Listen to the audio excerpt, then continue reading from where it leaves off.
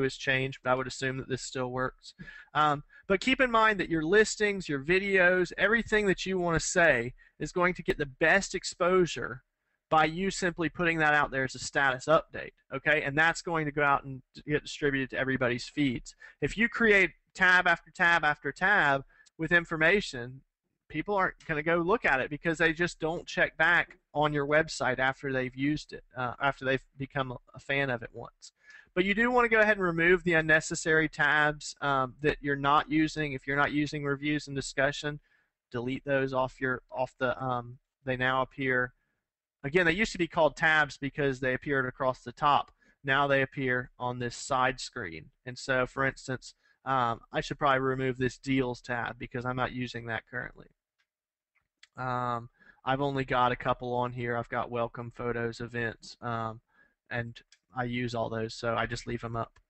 But I do see a lot of people who have a ton of tabs on here that they're not actively using, and you need to remove those.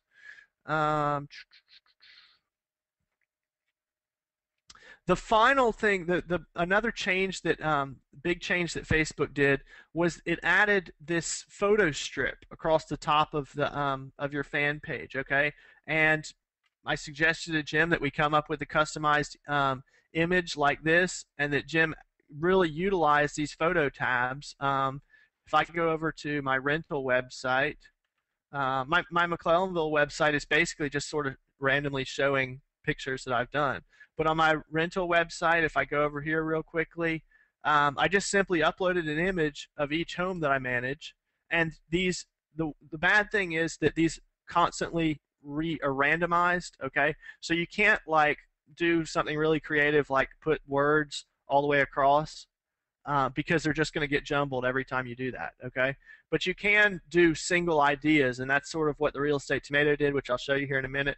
But like if I just click on this picture here, it's going to show a bigger form of the picture, and you can, all right, I don't know, there, okay, it just didn't load properly. But anyway, and then in the comments of the picture, I put a link, so somebody could click this link and be taken directly to my website that has that information on there. So you can utilize these in a marketing manner if you're creative about it. Again, the Real Estate Tomato, I'm sure most everybody in this class is a fan, but we created, individual icons, and when you click one of these, it shows the full image. This is all one single image, okay? But it, well, I got off track. Those are images that we have hidden, but this is all one image, and then down here, Jim wrote in the comments field, he put a link for each one, okay? So custom websites, and then it takes you to products page on our website. So think about how you can leverage those. I don't know what's going on here now. Again, it's there's 5 across the top, and they do randomly display. If you have 7 calls to action, it's fine. They're going to rotate out, but it's only going to show 5 at a time, okay? And it's going to be 5 random ones out of that 7. Let's talk a little bit about the content, and I've got several slides for this, but again, before you write several different, before you promote your page, I recommend writing several different types of messages that symbolize the type of content that you're going to write, okay? Maybe you upload a dozen pictures that represent the kind of posts that you're going to be writing, and you just sort of promote, you put up an event, and you put up, whatever it is that you're going to be writing about. We'll talk a lot about those sort of ideas, but put those up and then push your page out to somebody. That type of content can make all the difference. I saw a fishing guide probably a couple of months ago I was like on Facebook all day long while he was doing this, and literally I saw when he created the new page because I was a friend of his, and he uploaded a single awesome fishing video that he had made, and I watched that video get passed around socially, and just saw the likes on it building up, and then I checked back on his fan page like an hour later, and he had 100 fans. 2 hours later, 300 fans. By the end of the day, he had like 500 fans, all from a single awesome video that he posted. And so some pretty amazing things that you can do if you just start off with the right content, because things really start rolling socially, and we call that going viral essentially. Um, some people will want to see your content before they like it. I'm one of those people. But at the same time, I know when I run advertising, a vast majority of people will like my advertising, meaning they're basically opting in for my message without ever even visiting my page. So there's all sorts of folks out there. But in the end, if they don't like your message, then whether they knew about it in the beginning or they found out about it later, they're going to not be a fan of yours at some point. Respond to other people's comments in a timely fashion. Thankfully, Facebook has it all set up so that not only does it email you when people comment on your fan page, but it also emails you when other people leave content on your website and all sorts of things like that. So it's all set up to notify you now, unless you deactivate those email notices in Facebook settings. Encourage close friends and family to like your status. This is something that you can choose to do if you want, but I'm going to talk about how this helps you out briefly. But it can definitely go overboard quick if you tell somebody who doesn't fully understand it to like things and they just go and like everything all at once. Then it doesn't look natural, and obviously people are going to sort of call you out on that. So if you've got 10 friends and maybe you email them privately and just say, hey, I'm just launching this, and that plan that we had talked, or that page that we had talked about earlier, I really appreciate any time if you guys saw content that you'd like, if you just give it a thumbs up. That way other people will be encouraged to do the same thing. And then finally, I think it's really important that you actually consider limiting the number of postings that you do. My personal feeling is that you shouldn't be posting more than 2 times a day. It really does depend on what type of things you're posting, though. But I mean, even the 365 things to do websites, they're not posting more than twice a day. They're posting on a really, really consistent basis. But are there exceptions to this? I'm sure there are. I'm sure there's somebody out there who's got an awesome fan page that he updates 20 times a day with houses for sale or something, and he's got a core audience and they love it, but that page wouldn't be for me. I wouldn't be able to put up with that many updates that they're constantly in my feed. Okay, even the ones that I'm like on the edge of my seat waiting for somebody to post again, I wouldn't like it if they were posting 3 times a day. Let me read a comment from somebody.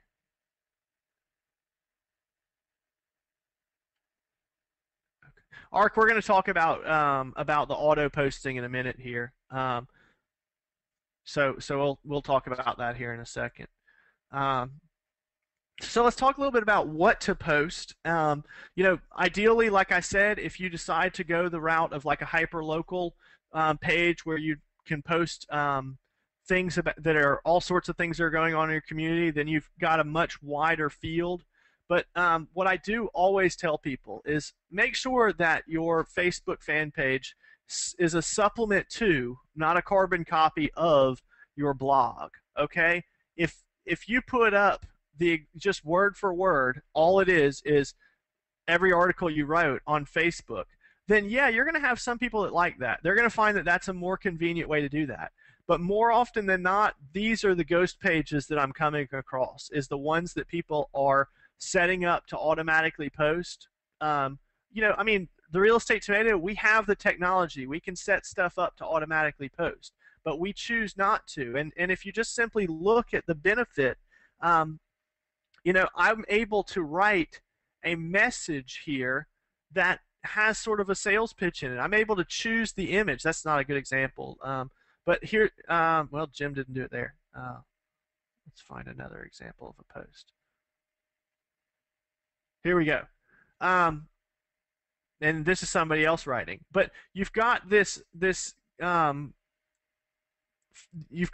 content which is in addition to the this is technically metadata of your website, and you've chosen an image to put in there. that sells it so much better than these auto posting techniques. And so really think about that. You can also choose the time that it posts, and I'm going to talk about that here in a moment as well. But think about, pictures, news, create events. Don't go creating events for other people's events without permission. I see a handful of agents, not a ton, but sometimes I'll see agents start creating events, for people that I know that they have no authority to do that, and they're just trying to do that to promote their own page, and that's a really bad direction to go. But if you're working closely with another business trying to help them out with their Facebook presence and they give you permission to post those events, then absolutely you can do that sort of stuff. You can also just promote other people's events, okay? Put up polls, and a poll doesn't have to be anything fancy. It's just a question, okay? I'll sort of demonstrate a couple of these examples on my website in a moment here. Do videos for events, hold contests, post anything that's sort of a time or a money saver for people. Do how-to videos if you've got a certain type of thing that's going to help demonstrate something that would be really useful to vast majority of your audience, then create some sort of how-to video or steps. Hold a caption contest. Do posts about local interest. Post your own thoughts and observations. Think about those beforehand. Think about, making sure it's not a thought that says, I'm eating Cheerios for breakfast. Okay, that's not a thought that's going to be helping your business grow. But, post thoughts and observations that are related to real estate, that are timely and that are professional, and that have a good core thought process behind them. Upcoming things to do, spotlight on businesses or spotlight other Facebook fan pages, and then do video interviews and things like that. Another really good technique is using this @ symbol, and I'll show you a way that you can use that here in a moment. But let me go ahead and just jump on here. I don't want to make it seem like my page is by any means a perfect example of what you should be doing, but I'm just going to use this as an example to sort of show you the different types of content that you can post. Okay, so I've already showed you, this. I'm using this photo strip basically just to sort of randomly project photos. All I did was I went through and X'd out a couple that I didn't want to appear in that random feed. But the most recent post I've got here says, this is sort of real estate news. Okay, it says there's now 6 McClellanville rentals to choose from, including the newest edition, Palmer's Point, returning from 7-month sabbatical in April. Okay, this is an example of that @ Okay, this links over to my Facebook McClellanville Rentals page, and the way you do that is simply type in @ and then if I want to do @real estate tomato, I just start typing. And so I could say, real estate tomato is such a great business, and hit publish, and that's going to put a link to the real estate tomatoes profile. What it's also going to do is actually appear on the real estate tomatoes fan page. Okay, now it's not going to go out in their feed, so you're not going to get as much of an exposure as you can. But let me in fact show you, and you can get it yourself in trouble, I'm sure, doing this by doing it on people that don't want it. But for instance, a couple of days ago, I did one for my rental website that says McClellanville rentals are the perfect natural backdrop for visitors of the Southeastern Wildlife Exposition next weekend. So I'm promoting this event to my audience, but I'm also anyone that's that's on this this website's fan page and looking through their feed, not receiving their feed, but anyone that's looking through their feed is also going to see this a link back to my website. Okay, so it's a neat technique to do to sort of cross-populate content. This was just sort of a random observation. I've got 2 things where other people posted content that I left up. It wasn't spam. It was legitimate things going on in my community, so I left that up. Here's another example of one of those @ symbols. I said, Can Do Adventures is in McClellanville, South Carolina this weekend, planning for their annual Palmetto Swamp Fox, blah, blah, blah. And I put a link to an old post that I had written on my blog. So this is sort of news and posting content. Um, I was just reading a question. Okay.